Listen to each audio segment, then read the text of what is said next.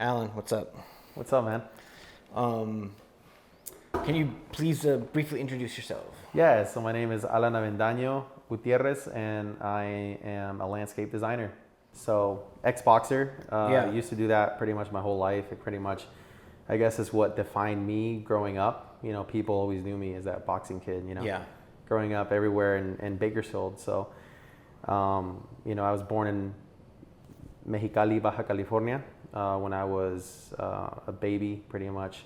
My mom and my parents came to the U.S., right? And, we made our life here, and we continued on to end up in Bakersfield, basically. I was basically I was starting kindergarten. Yeah. We moved to Bakersfield.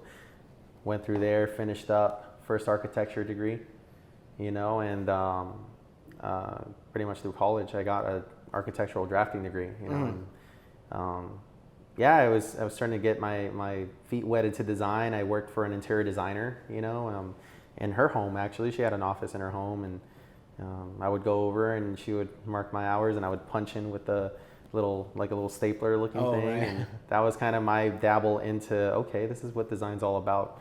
Wasn't designing anything, but I was drafting stuff that she was designing herself, right? She would give me a piece of paper with measurements and put this on CAD and make this into a model on Revit, right? So going from that, and at the same time I was still doing boxing, like I said, growing up, and starting off as an amateur and then transitioning into a professional and doing my having my own gym and stuff eventually as well, which was really rewarding. So it was fun, man.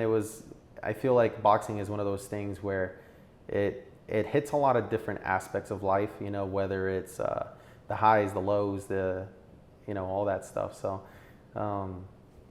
there's a lot to it, when it comes to. So you had 67 amateur fights. Yes, sir. I lost 4. Yeah. Lost 4. That's a good record, man. Hey, but yeah, and then you had 6 professional. Yeah. Yeah. And then it's fun. It's being a professional and then having my own gym and stuff. It was definitely something that made me who I am, I think, now as a designer. Because for me, it's all about discipline. Especially in this field. You know this, right? So being in a field like landscape architecture, landscape design, anything in that sense, I think it just requires discipline. Because if not, like, how are you going to work all the long hours that we do, and how are you going to be able to meet your deadlines? You know what I mean? That's all discipline. Yeah. So I think for me, it was just the fact that I had a different idea of what I was going to be when I was a kid, right, growing up. And for me, it was like, man, I got dazzled by the lights in Vegas. Yeah. Since I was a little kid, I'm not even joking. Like, I would tell my parents, I was like, hey, I want to live in Vegas. I want to go and live in Vegas. And I was a little kid, kindergartner, you know what I mean? And that was because I was watching those boxing matches with De La Hoya, Trinidad, Shane Mosley, all those, big fights, big barbecues and stuff, people getting excited watching it. And then they pan over, right, HBO, they pan over the strip, and do the fly through with the helicopter. Sure. And I was just a kid, and Larry I was Merchant. like, I was starting to dream, right? Yeah. I was like, man, like, I want to do that, right? Yeah. I want to live in Vegas. I want to get big fights. I want to do that stuff, right? So now transitioning to what is, to now, I guess it's funny that I ended up in Vegas. I'm here. I'm a alumni of UNLV School of Architecture. And I'm an alumni of UNLV, but from fine art. And then I got my master's at Ohio State, or the Ohio State. And so yeah, we're both UNLV alumni. Go Rebels, man.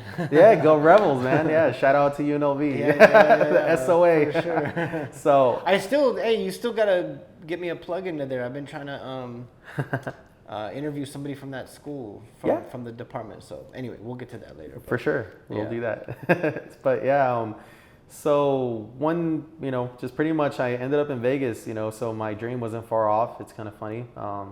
Not a world champion, right? But for me, and I don't know, I think it's just the way that people think are different, right, in their life experiences. So for me, every time I go for a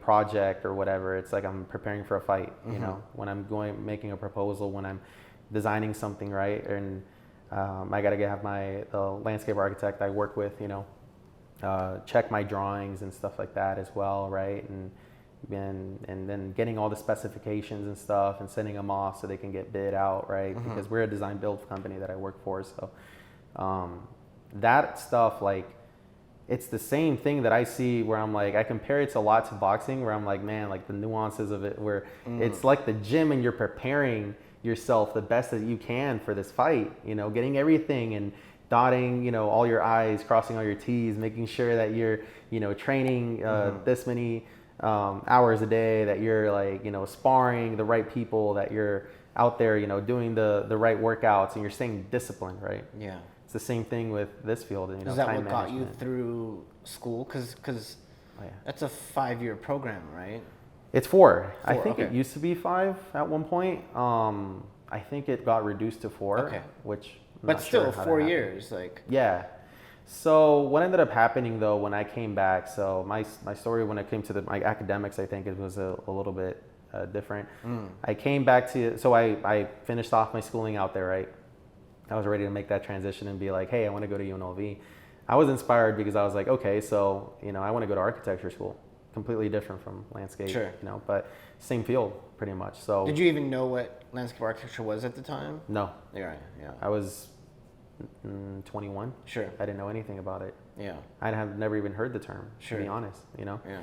And I came here to, the school, and basically I started off as a second year, getting a little bit discouraged. I think it was just the fact that I felt like it was very, very long. It was a long program, so for me, 4 years, I was like, I don't want to do that. I want to graduate soon. I'm 22 when I graduated, right. And I'm like, man, you know what? Like, it's going to be a minute. So it's discouraging when you see like, oh, I got to take 100 plus credits still, even though I transferred over with most of my stuff that I could, right?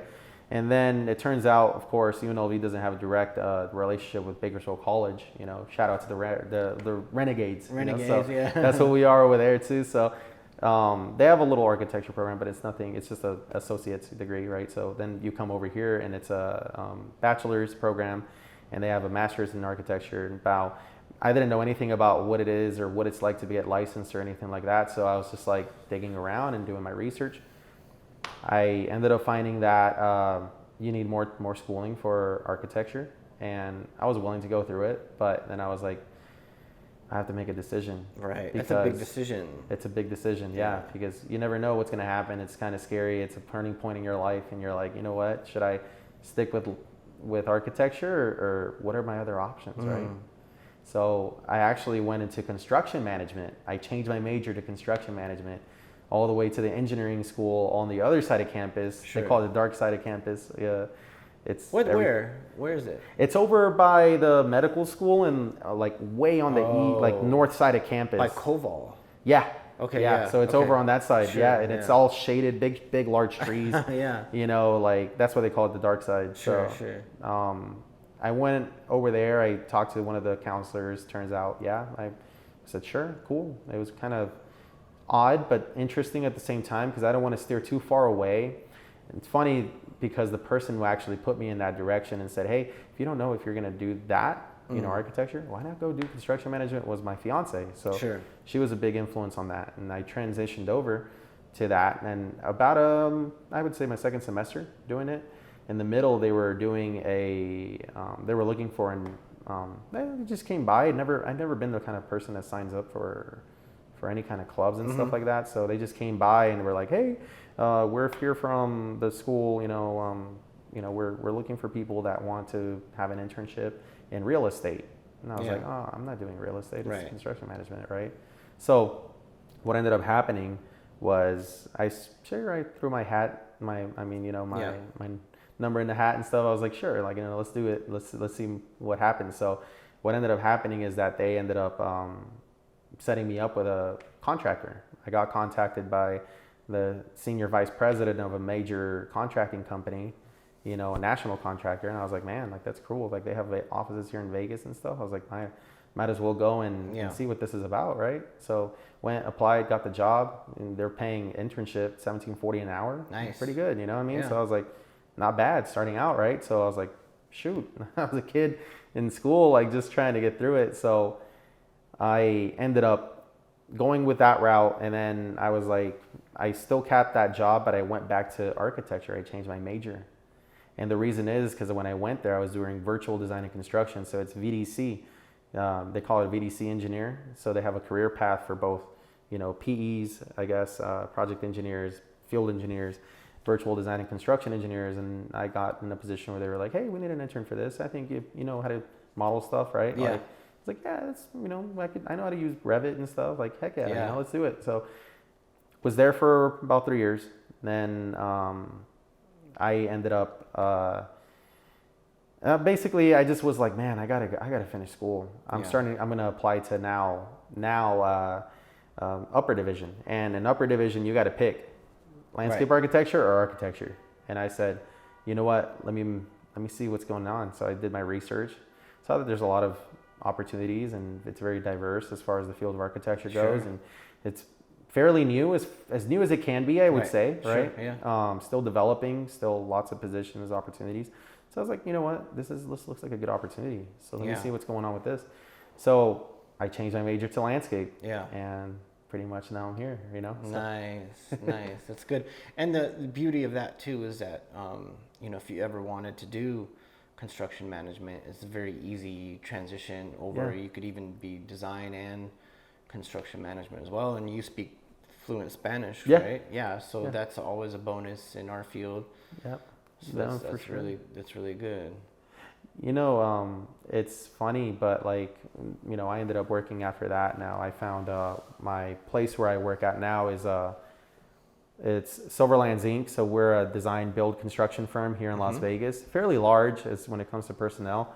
So we're not a small company by any means, but we do a little bit of everything. We do it all the way from the design and the conceptual phase all the way through it being built, and even sometimes we maintain it afterwards, you know what I mean? So we do the maintenance as well, and we got all these divisions and stuff like that here. So it's a good place. I'm really, really happy that I'm there. Got a great opportunity with the same connections, in fact, that I got over at the contractor I was working at, with the contractor I was What's your favorite part about your work right now? I think it's really fun, the fact that I get a lot of different experiences because we do work in many states around the U.S. So recently I just got back from Tucson, a project down there. And does it feel cool to go on a business trip? Like, is that kind of like a really cool experience for you? Like, wow, I'm going on a business trip to go manage things. Like, tell me about that. How does that feel? It feels good. It's more of for me, it's rewarding because I feel like that's what I always felt was, I was like, man, I got to be able to get to that point where I'm like, oh, they send me out for a project or whatever, I want to be able to be that person, that go-to person where you feel good because I'm like, okay, you're going to go out, you're going to go and first analyze this project. If it's one that you're just barely starting, right?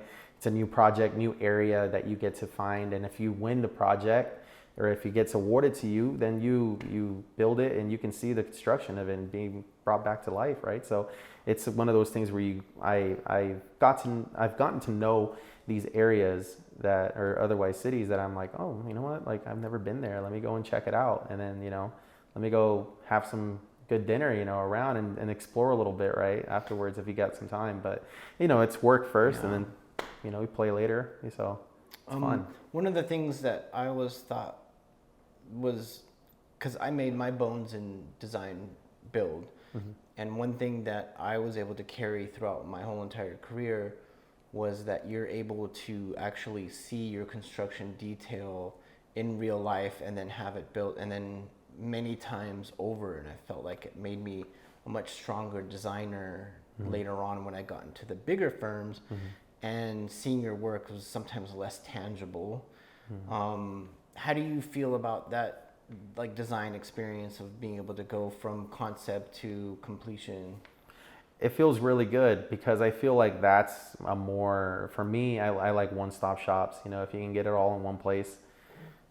For me, it speeds things up. It gives the client, if they're on a very tight a timeline or whatever, we can work around that, right, in that sense. So everything is just go, go, go. It's just the same thing that I take it back to, and I attribute it to like rolling with the punches, right? So a client might have some demand, and they're like, in reality, it might be unrealistic, but working in design build, you know, you make it happen somehow. And that's the way it is. There's a creativity in that as well. Yeah, it is. And it's a method to the madness, you know. It's just the same thing. I attribute it. Sometimes it gets just as hectic as like when, you know, you see like, I mean, just I'm an all-around fight fan, so even like an MMA, like you'll see like the fights and stuff like that, or UFC fights, and you'll see the guys like their corners are screaming at them. They're in the, you know, they're sitting down on the stool. One guy's giving them water, the other guy's like doing, you know, pretty much putting the Vaseline in the cut, whatever it is, right?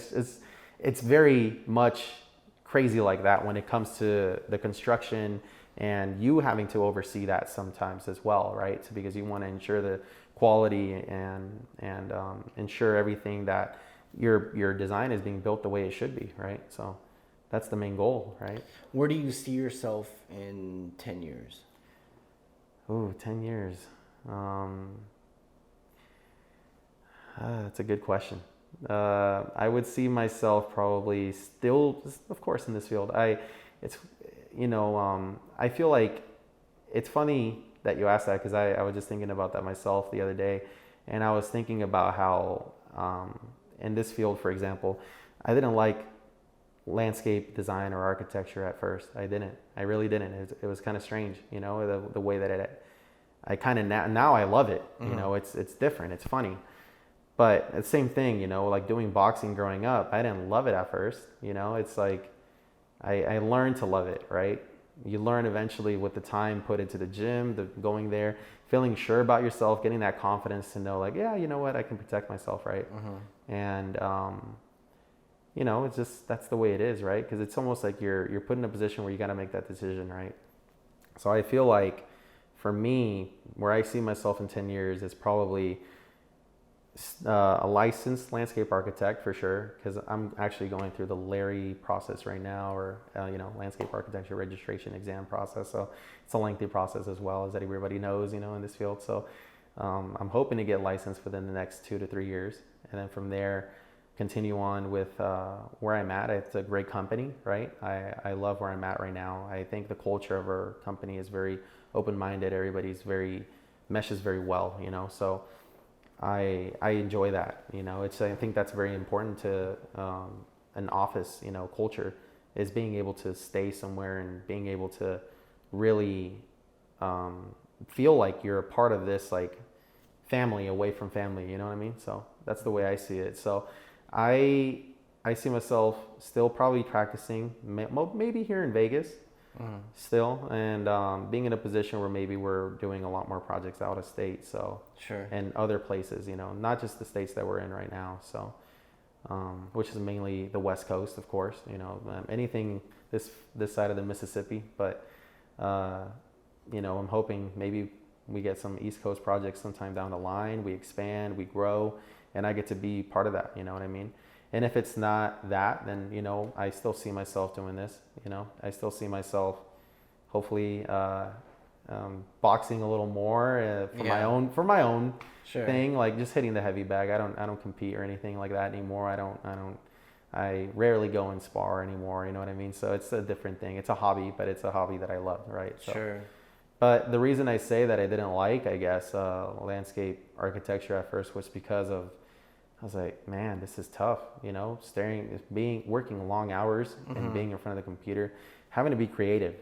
That was the hardest part at first, right?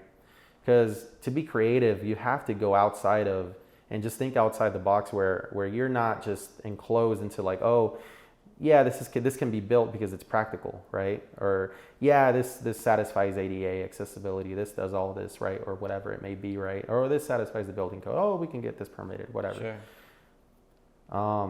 I think being creative and still being able to come up with a solution that is both creative and beautiful and functional, right, is the biggest challenge, I think, in this field for anybody, right? So I think that the way I see it is just the same thing as a career like boxing, where you're constantly learning how to be creative in the ring, how to be disciplined.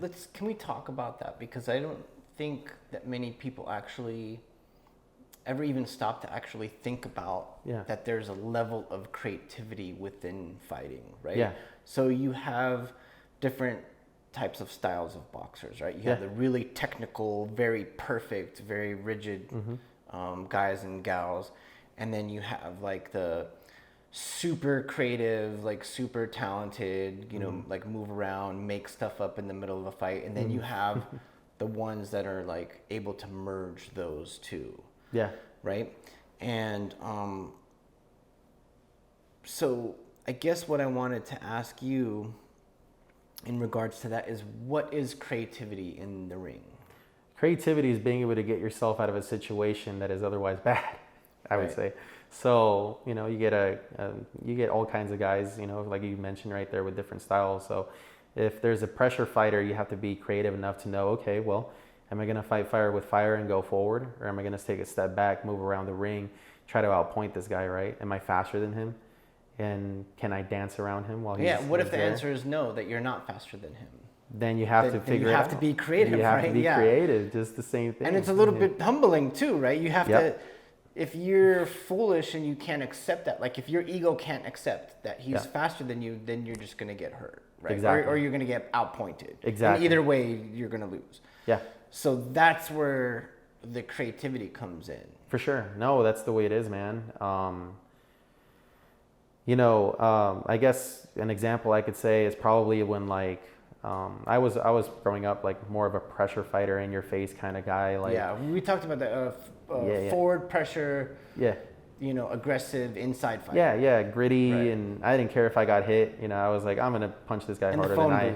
Yeah, exactly. I like fighting up close and personal, and then eventually you're not gonna win all your fights like that. You know what I mean? And you may not have the best of days in every single day that you go to the gym like that, right? So you have to learn to adapt and learn a different style. So it's the same thing with this field and all the different kinds of tools that we get, right? Like we have to know how to use CAD, for example. Right. Then there's Rhino 3D. Then there's, you know, SketchUp, and then there's Twin Motion or Lumion, and all these other things, right? And you have to learn and build your tool belt just like you would with those to be able to get out of those situations. So for me, for example, I ran into a brick wall one day like that. You know, I couldn't bully this guy around. So I was like, man, like, you know, you gotta figure it out. And then I realized I can't do that to just anybody anymore. I mean, I'm getting older. There's going to be people that are stronger than me, you know, faster than me. You know, like I said, I was probably average as far as athleticism goes, but I think my grit, you know, and just tenacity to get in there and, you know, make it ugly, I guess, and try to get in the person's face and really break them down was what really got me throughout most of my teen years like that. And then until one day I was like, man, I got to learn I'm not going to be just a one-trick pony like that. And I got to learn more things. So I started really paying attention. It's kind of funny. I started watching videos on YouTube with Freddie Roach training videos and stuff, looking at his footwork, the way he's doing that. I was looking at other cultures and how they fight, because fighting is a culture. In boxing, guys from Cuba, guys from Russia, guys from the US, guys from Mexico, guys from China, they're all going to fight differently. Yeah. All these people have different fighting styles, you know. Like the Cubans are point fighters and they're craftsmen, you know. Like those guys will go in there and they'll, you know, have all the tools to be able to outpoint you to a decision and win a gold medal at the Olympics or whatever, right? Sure. And the Russians are technical, perfect, yes, right? Yes. Like flawless technical fighters. Look at what are the two brothers? You talking about the Klitschko brothers? Yeah. Perfect, right? Yeah. Both of them, you know. Sure. So yeah. Everything is just technical, you know, and with them, and they're really good too for that reason.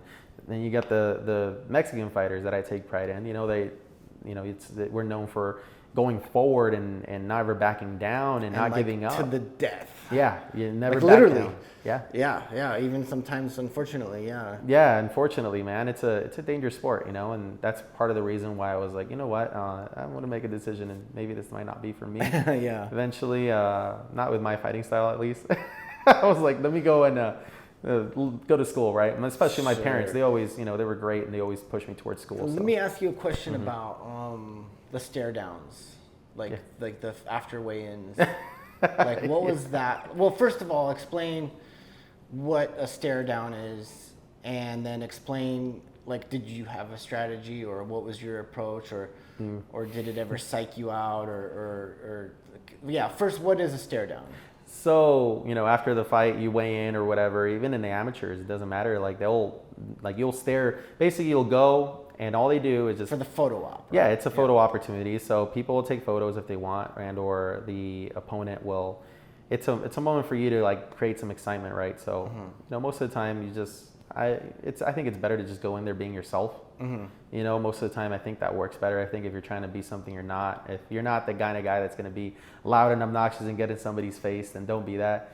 If you're not going to be like mean mugging somebody, don't mean mug. Just smile, do whatever you can. Sure. Then you see some of those guys like out there, like even the stars, right? Like Pacquiao and all these other guys, right? Like Pacquiao always was humble and he was always like smiling and stuff, and he was himself and he performed well. Yeah, he was lethal. Yeah, lethal. Yeah. And you got guys like Tyson, for example. Man, my favorite fighter of all time, right? Yeah, So yeah. Mike Tyson, I'm a huge Mike Tyson fan. That what is for me is the fact that he would always be, man, he was scary. He would just stare into your eye, like he was staring into his opponent's souls. Like he would just stare at them and just follow them one way, and he's just following them. His eyes are moving.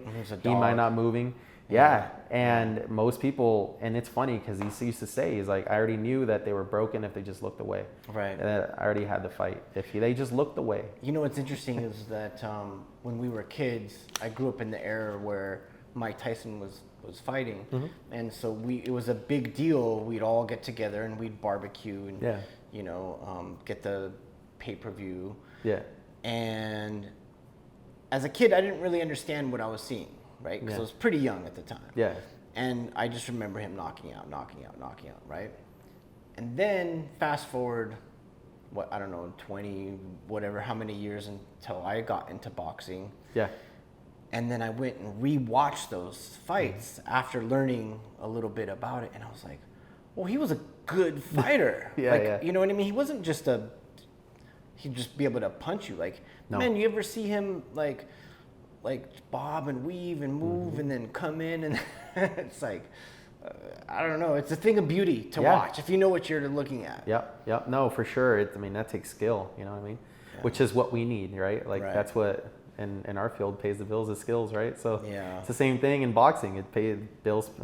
Skills pay the bills, right? That's the same thing that Mayweather's always said as well. So right. So now that we know what a stare down is, I guess you already answered your own what your style was, and that was just being yourself. And that's what, being smiley, or what, just being...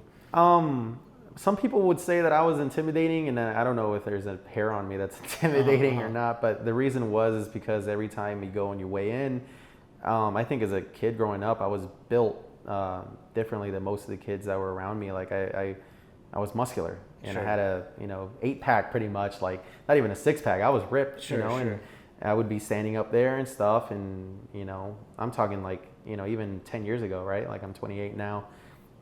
I was 18 and stuff, and I'm not even joking. There was one time I had a fight, right? And I weighed in, and the guy, he said no, he didn't want to. Oh, really? He didn't want to fight. You psyched him out. He told his coach, he said, I don't want to fight anymore. And I was like, why not? And it's funny because he weighed more than me. He weighed in like 5 pounds heavier than I did, and I was like, sure, whatever. Well, I'll still fight him. Sure. And he said, no, I don't want to fight. And I said, and my coach even told me, he's like, Go talk to him. Yeah. Ask him if he wants to fight, please. And then I went over there, and the guy's like, he's like, just like, nah, man, I don't want to fight you. I don't want to fight. You know what I mean? And I was like, okay, whatever. But you have to respect that too, because I did. If somebody doesn't want to, no, exactly. That's the actual worst sport to do if you don't want to. Yeah, if you don't want it, right? Yeah, you might as well don't. It's not like tennis where you could just like whatever lose, and the repercussions are just ego. But, exactly. Boxing the repercussions could be much greater. Yeah, lethal even. Sometimes. Yeah. That's a thing. I think it's crazy to say that even because in boxing, there's people like that I think I'm like, man, like how did they get hurt, right? And it's the weight cutting. So me, fortunately, I never had to weight cut. I always fought at my weight. My coach always thought that it was pointless. I think a lot of people are starting to come around to that a little bit, right? The reason is because when you drain your body of all your fluids and you get hit in the head, it's not a good thing. Well, you're dehydrated, right? Yeah. And there's only so much you could hydrate within 24 hours. Yeah. Right? And then that's actually, I think there's even a statistic to where all the deaths that were in boxing, they kind of went back and looked at their weight cuts, and most of them were like super severe, like bad plan weight cuts. For sure. Yeah. No, that's the way it is. And, you know, unfortunately, there's been a lot of mortalities after that, you know, a lot of deaths that have happened, you know, because of that mistake, you know, a lot of people make, and they push their bodies to the brim, really, of what they can do. And sure, you know, the human body is very durable and very resilient, but at the same time, you got to be careful of doing that and overexceeding yourself, because that's the one thing that I know a lot of people bash MMA for right now. You know, I'm a huge MMA fan as well. Sure. You know, they get early stoppages, people say. Well, you get dropped and the ref might step in, right? And the ref's looking nervous. He looks like he's going to jump in and, you know, push this guy off and stuff. And,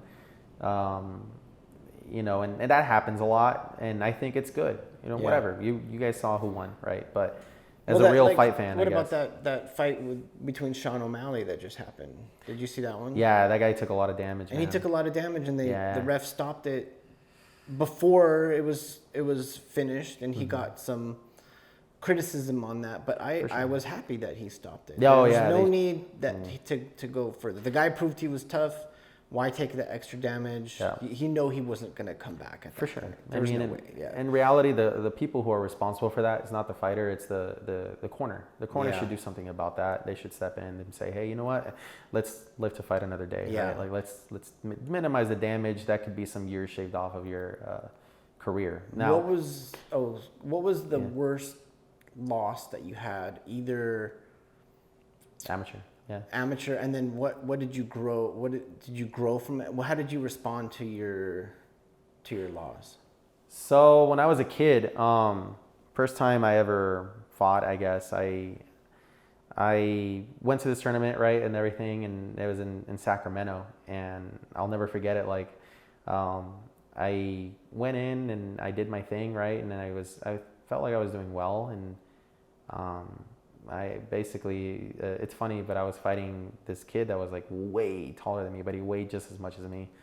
And when I lost, like I remember, I thought I did enough to win, but I mean, if you're in this sport, like you always feel like you do enough, right? Also, isn't it inside of the ring? It's a little bit surreal, right? Yeah. Like you're almost a little out of body experience. It is, right? And I mean, I'm not even joking. I get chills because I still kind of remember that feeling when, you know, I'm like thinking desperately, like I have to do something because I'm gonna lose, right? And I'm a little kid and I'm thinking about these things, right? Like, and it's weird that I still remember the exact moment where there was a moment in the third round, because you know, in the amateurs, when you're under 11 years old, you fight if you're 11 years old, you're basically 3 rounds, and they're 2 minutes each. Yeah. So then they bump you up once you're 14, I think, to like jump up to 3 rounds, and it's 3 minutes 3 threes. each. And then after that, it's once you're 15, 16 years old and older, because you're considered like open men's. Mm-hmm. Then you're basically, it's like 4 rounds, 3 minutes each. So it's depending on the sanction, that could be 2 minutes or 3 minutes, but. Yeah.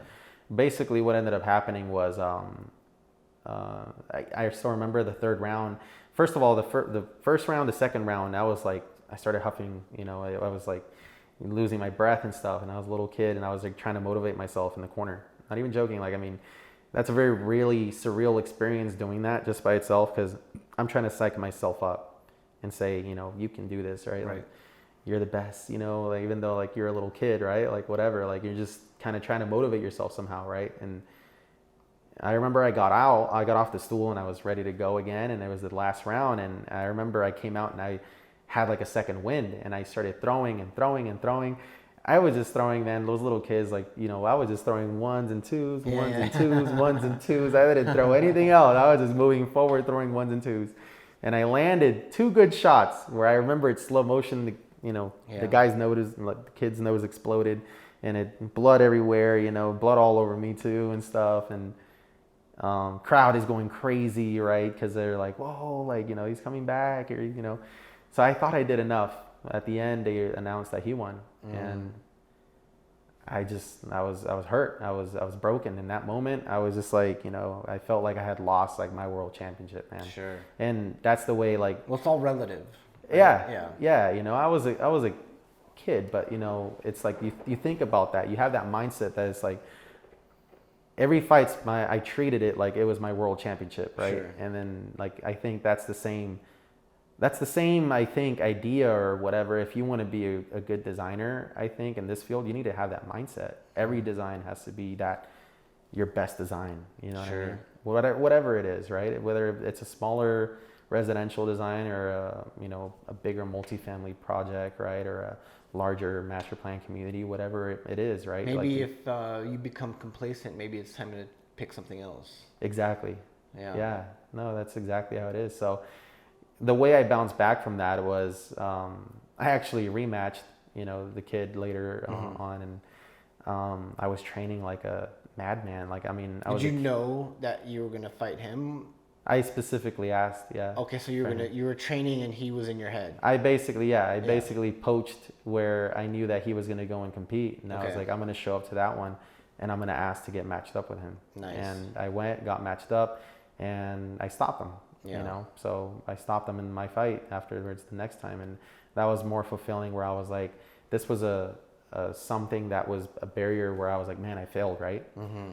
Even though I felt like I did everything that I could to win, I still did not get my hand raised. So the next time I was like, I'm going to go out there and I'm going to prepare better and do something differently.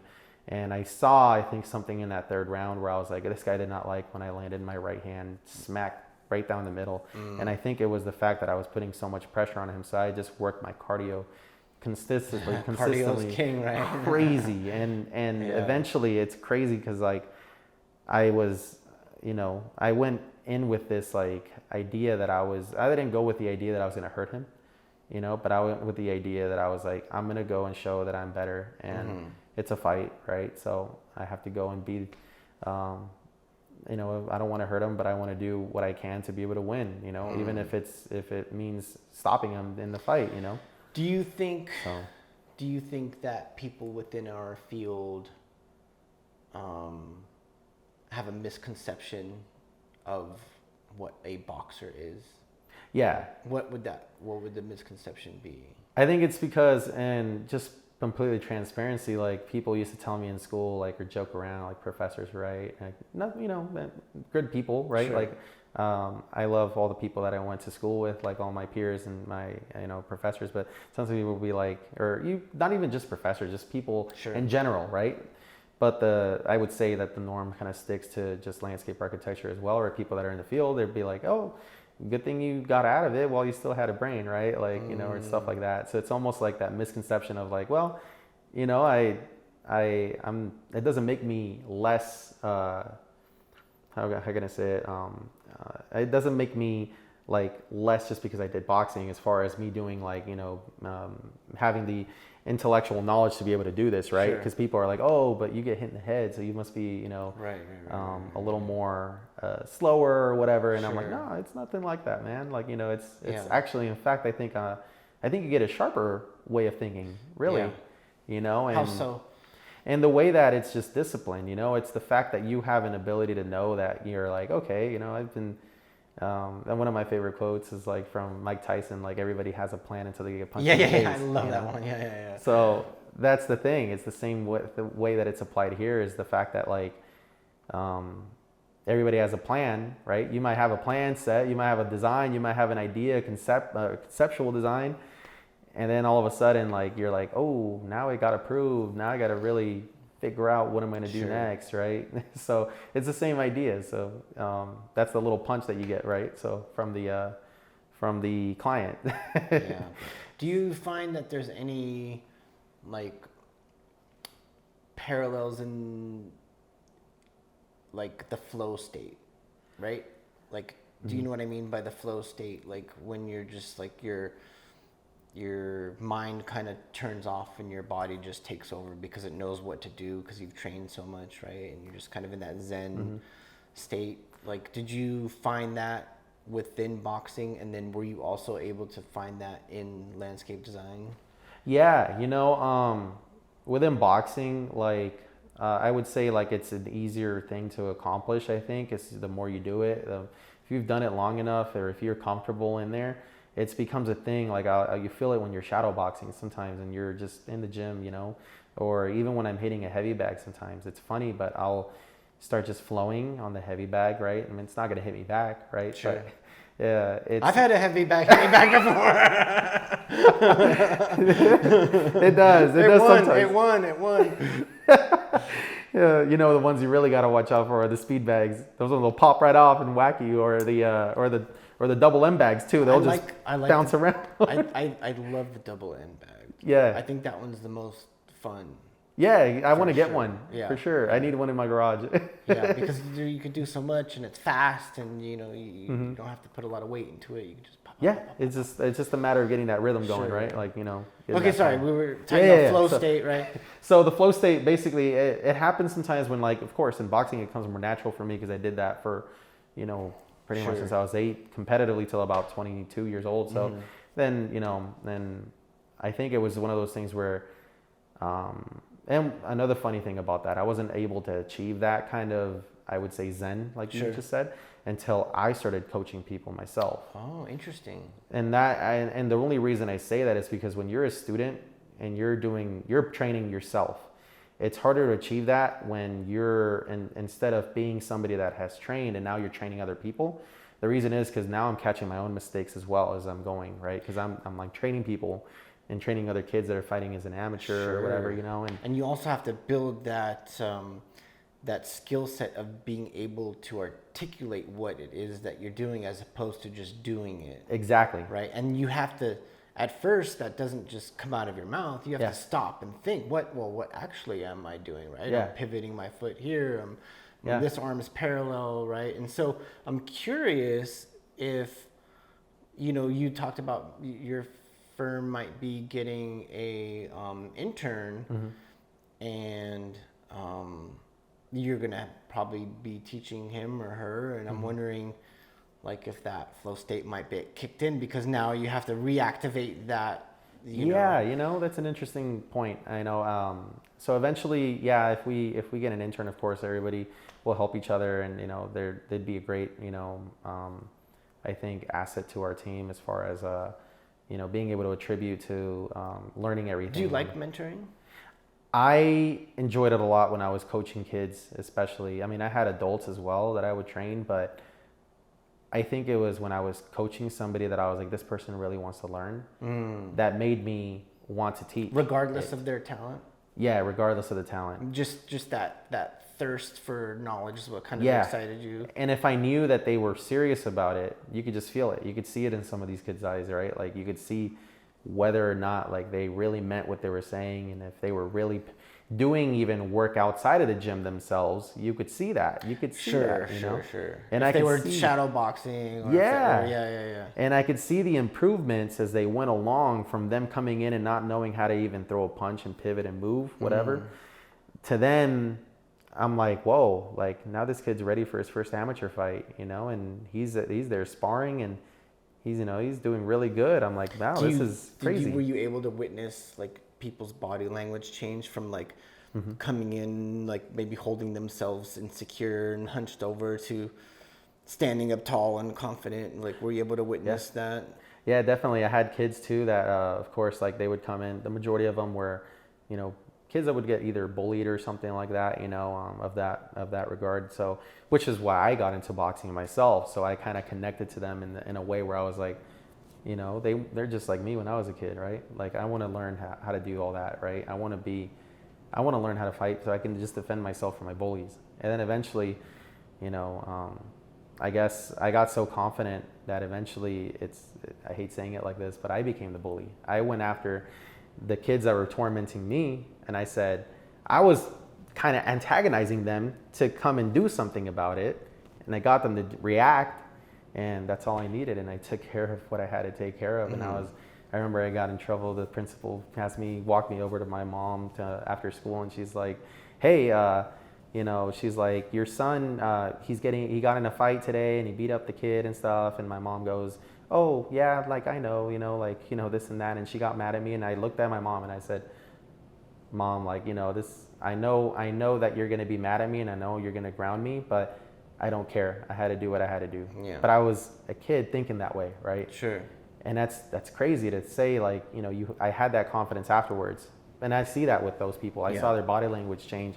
I saw kids that were coming in, and they would always come in and like, they'd be like, boxing it's a tough sport where you have to kind of, I would have them hitting mitts or something, and they get, I'm over here and I'm having them duck under a punch, and I'm having them react and throw a right hook. They might have not ducked, and they get smacked on the side of the head. I mean, it happens. Sure. And you could see that they were kind of like a little bit down on themselves, looking down, and shoulders are down.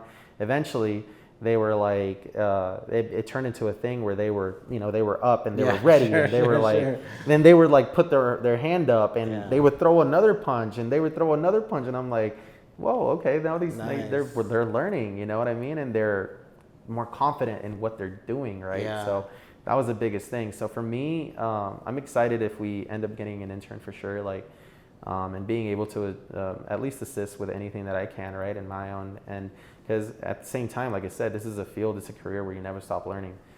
That's why I think boxing so much, is because you never stop learning in boxing. Yeah. Same thing here, you never stop learning in landscape architecture. The depth and breadth of what we do is always changing. Yeah, it's always changing, and it's very incredible. I'm doing mitts with my son now. Yeah. Which is a lot of fun, Yeah. I'm so much taller than him, I get on my knees. Yeah.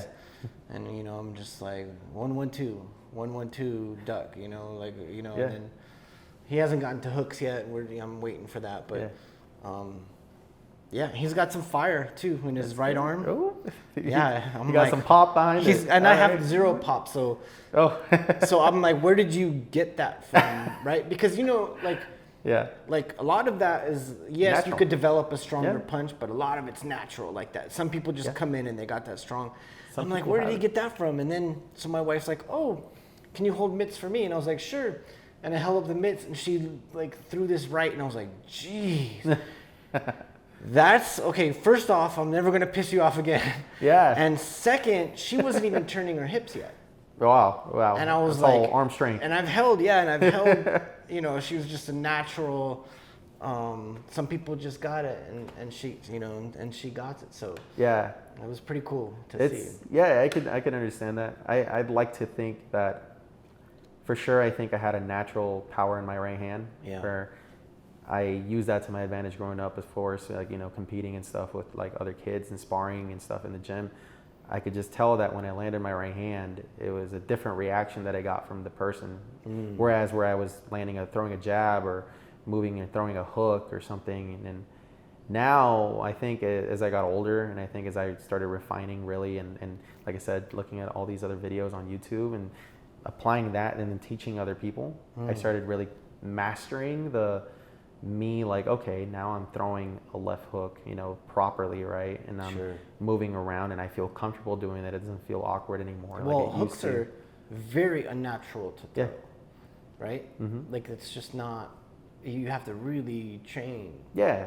Yeah. Because in reality, and just taking it back, because I look at all the in-depth stuff as far as like a jab and a right hand.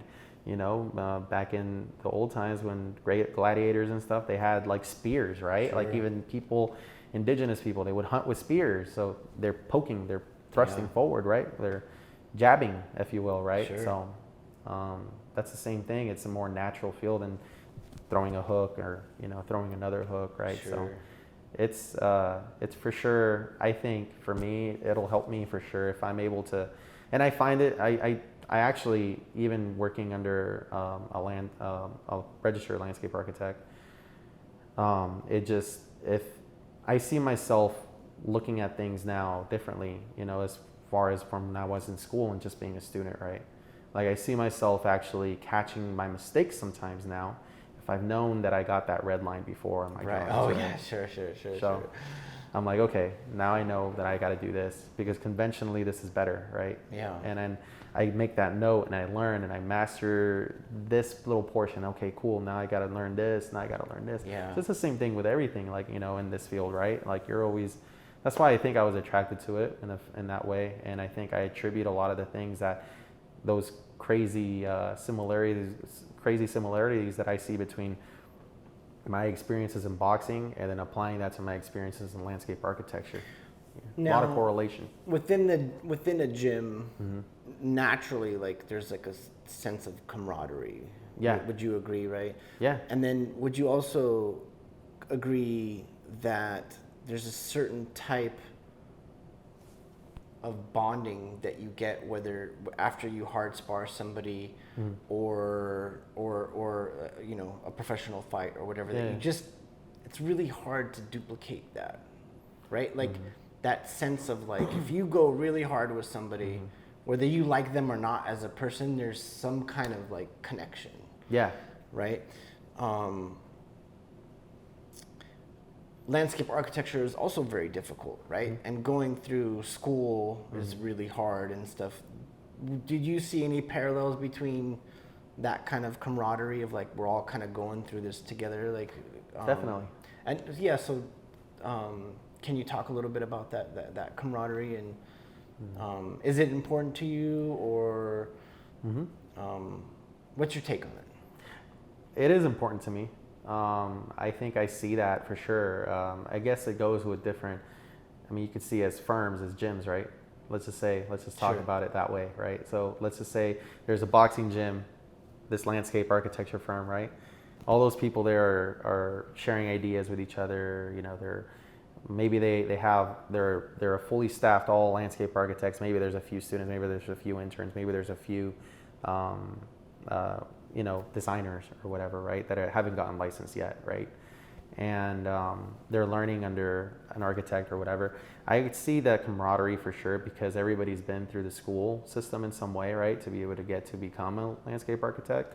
I'm in the process of, you know, right now, like I said earlier, myself and you know, I actually have a group that I'm going to go and study with tomorrow at noon, you know, so and we're all studying, we get together for the Larry, we're all preparing, and there's that camaraderie, man. You know, you see it, you see that people that have gone through this understand the difficulties of it, or the annoyances of it, you could say, and the rewarding factor of it as well, right? Sure. Afterwards. So knowing, like, feeling good and saying, hey, you know what, like, I designed that, you know, like, that looks good, that looks really good, right? Or whatever, you know, that's just that same level of, like, you know, respect that you go into a gym, because in a gym it's the same thing. Like, you don't want to go walk in there and be like, oh, I'm the biggest, baddest guy in here, I gotta, you know, you'll be humbled really quick. And it's the same thing with gyms and being in this field. You have to go in there with a mindset that I have to go and find my way to be a part of this, right? Yeah. I have to fit into this culture in some way, right? I mean, respect might be, I think, the biggest word I think maybe in life, but especially in a gym, and definitely has its place in a firm. And you know, I remember one time, you know, I was sparring, and you know how you know what it means to paw your jab out, right? Yeah. Like you paw it out, right? And my coach was so mad at me for doing that. And he was like, you know, he's like, he couldn't convince me to really commit to my jab. Yeah. And then finally he said, make him respect your one, right? So a jab is called a one. Yep. And, you know, like, I'm not explaining to you. I'm just explaining to No, the no, audience, because I know that you know. But and he said, make him respect your one. And I immediately understood what he meant. What he meant was, my opponent wasn't respecting me and moving forward because I couldn't keep him off with my one. So I used my one really hard to keep him out. And finally I was like, oh, I get it. All right. Like, if he's going to come in, I got to make him pay. Right. Like, you know, and keep him away. Cause I have long arms. So, like, why not use that? Right. That's my little tangent. But Oh, sorry. Go ahead. Sorry, no, I was gonna add to that. The way that I can see that being something, and compared to landscape architecture is, like me, like for example, like recently, like I learned a new skill or a new command on CAD. Sure. Because Which one? It was like it was so when I first got to when I first started at the firm I'm at right now, we basically. I was sitting there and I was like, man, there's so many blocks. How am I gonna? It's such a simple one. It's B count. So, oh, of course, yeah. B count's the best. Right? But I was like, okay, so I'm gonna select each one. So I was going and through. then you're counting. As I go and I'm selecting them, right? And I was like, man, this is taking forever. What the heck? Yeah. And then I was like, one of my coworkers walks by and he goes, hey man, just do lay ISO. Yeah. I was like. Oh, it just clicked because I totally forgot about lay ISO. Sure. In that moment, I don't know lay what ISO it was. And then B count. Yeah, lay ISO, B count, boom, you got all your plant counts, whatever, right? I mean, you have a go for it attitude, right? Mm-hmm. I mean, even we talked earlier that when we described what your fighting style was, a forward pressure fighter, right? How do you avoid not burning out? You do burn out. Right. So I guess, do you think about that? Do you have a contingency plan for it? Are you worried about it, or are you just gonna go till you just fall apart? Like, no, it's funny because I think it just comes with experience and learning how to really control that, and of course talking to other people that are more experienced than I am, right? Like, and how they handle that, right? So with me, it was hard for me to not burn out because, and I'll tell you right now, I'll be the first one to admit it, I would burn out a lot. Sure. I was coming home, I was going to work in the morning when I was an intern too, right? Like this was 2019. I was going to work in the morning and going to school and pretty much full time. So I was going to school right after I worked till noon, from 8 a.m. to noon, had a class at 1, would be in studio from 1 to about 7, come home and then work some more if I had to do some work for, if I was designing something for either work or if I had to do homework for another class. It was just tough, and I would be up to like almost midnight, 1 in the morning, 2 in the morning, whatever. Yeah. Doing that, and I think you do that enough days in a row where eventually you do burn out. You start feeling your eyes getting heavier. You start making mistakes, and missing things on your plans, and maybe not thinking certain designs through completely. And I started noticing that I was like, man, like, you know what? Like, I kept trying to motivate myself in a way and like change my mindset by just saying like, you can do this. Like, I mean, like in my own mind, like taking it back to where I told you about when I was a kid and I was in that ring and I lost my first fight. Sure. Taking that loss and how I handled it, I kept trying to tell myself, it's okay. It's going to be okay. You can do this. You can do this. You can do this. Right. And then eventually, like, it didn't go my way. Right. But I think I was still proud of myself that I ended that strong. Sure. So over here, I think it's one of those things where I handle now. I'll do it. I'll finish it strong, but then I'll take a day for myself or something. I gotta recharge. I gotta do something. Find play my hobby. Do whatever I gotta do. Right. Like I have this hobby where it's like little toy soldier guys that I like paint up and stuff like that. Oh, cool. And I go and I play. It's called Warhammer 40,000 and stuff. So I play that, and I've played that since I was a kid. Yeah, play it till this I would call you a nerd, but I don't want to get beat up, so I'm not going to. Yeah, I paint up little miniatures and I fight people and I design stuff. It's kind of funny, man. No, that's awesome, man. I would hide it from my friends when I was a kid because I was like, man, they're gonna make fun of me. I was a teenager, Yeah. I started dating my fiance in high school, right? Yeah. And I was like, man, like, I'm gonna. Well, eventually she's gonna find out, right? She's gonna find out eventually, but I was worried. I was like, oh my God, she's gonna think I'm a nerd. She's gonna think I'm not cool. I don't know. Yeah. So it was. What's cool about that though is like, I mean, like landscape architects are. I think so many of us are actually nerds, which is really cool. And I also think that the whole. Like it's like glorified now, even like it's like people are embracing those weird nerd quirks culture. and it's like it's really cool. It's different definitely than from when I grew up, you know. And I'm happy for that, right? Yeah. Because I mean, I'm a huge nerd. I love nerding out on all kinds of things. So and I feel like the landscape architecture community is very nerd friendly on whatever it is that you're trying to do. So it's pretty cool. It is. No, it really is, man. And you know. Wait a minute. So if you, sorry, I don't mean to cut you off, but I'm just thinking right now.